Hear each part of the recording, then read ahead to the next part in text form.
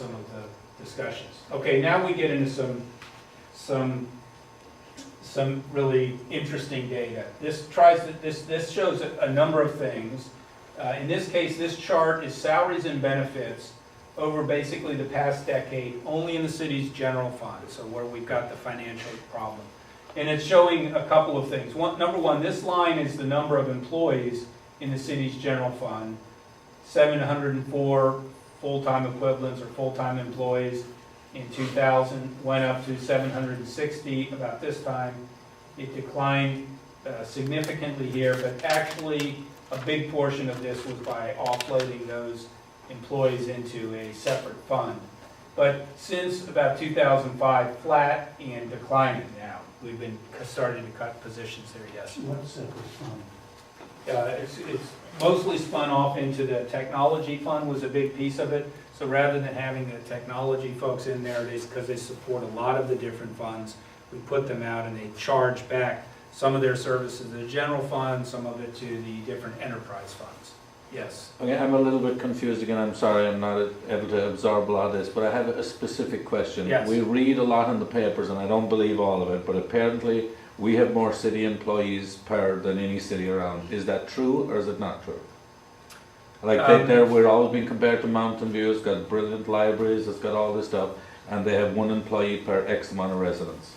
Do we factually have more or less, and what's the number? So I think we have a lot of simplistic comparisons that sort of flow through our community and may be reported in the newspaper. I think when we do the analysis, I think that we're much closer than it looks. Some of it has to do with apples and apples. I mean, we have a full range of public utilities, electric, gas, those sorts of things that Mountain View does not provide.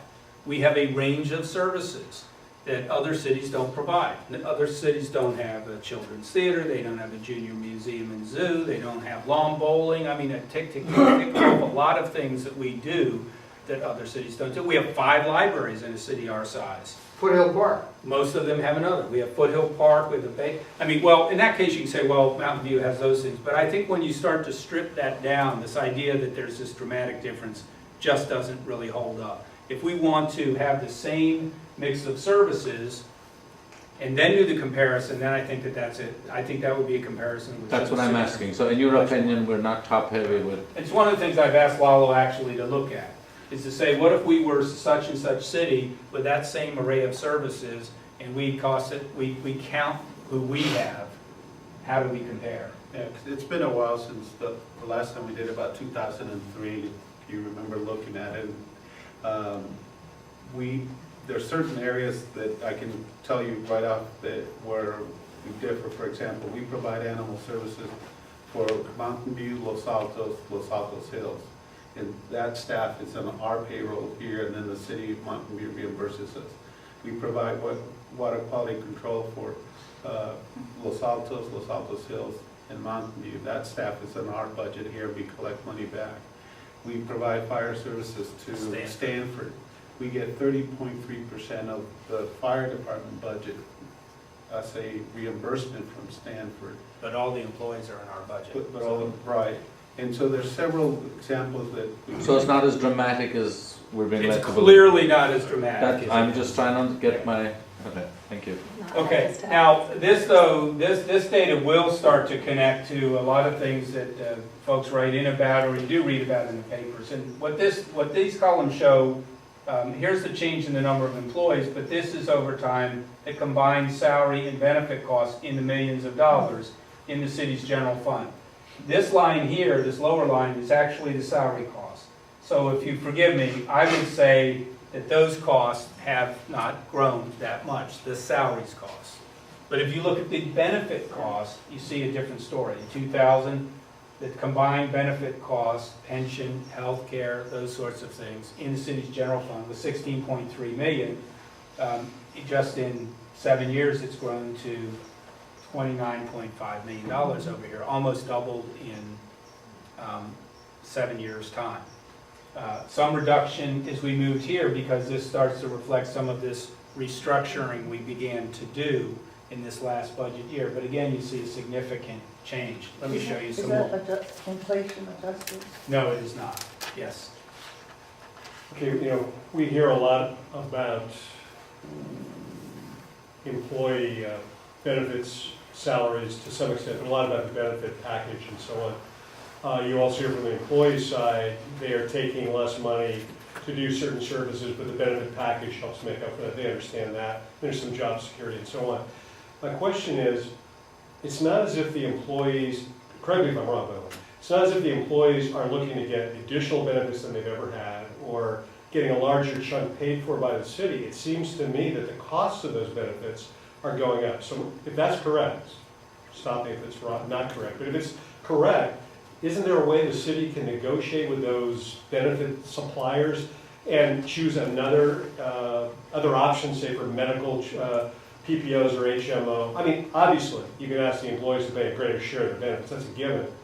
But I'm looking for ways, and I'm sure you are too, to not see salaried workers be laid off in mass, or hours be cut, pardon me, I'm sorry, hours be cut or certain services be curtailed, or residents like us be paying for services that we never had to pay for before. So can you comment just creatively again on what we can do to reduce some of these benefit costs? Okay, well, first of all, there was a lot in that question and that comment. So, and it's probably at least a whole hour and a half discussion in and of itself as we start to talk through what are the causes and what are the things that we can do. That being said, obviously there are some things we can do in negotiating, say, with their healthcare providers and making adjustments, which we do.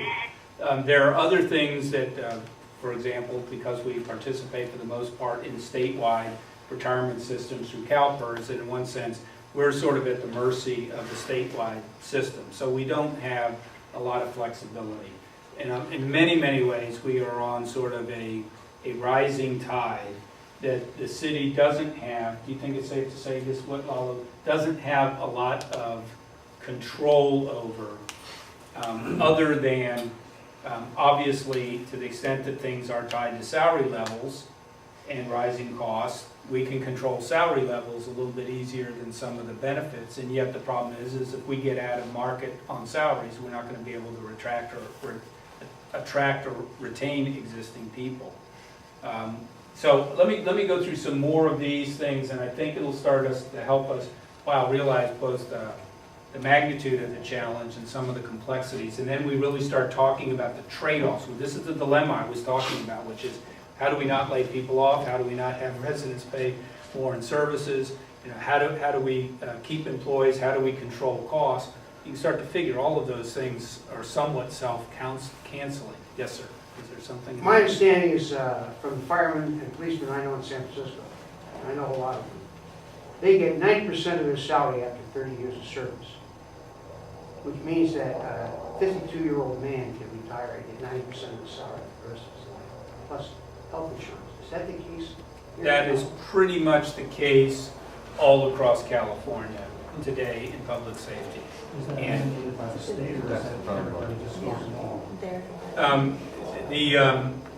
what happened in the case of public safety was, I think it's safe to say, I can say it this way, for the most part, up until till 1998 or 1999, I think the general rule of practice was 2% for every year worked, with the ability to retire at 50 years old at your single highest year salary for public safety. So that meant that you could go start to work at 20 years old, you could work for 30 years, and you could retire at 50, and you would get 60% of your salary.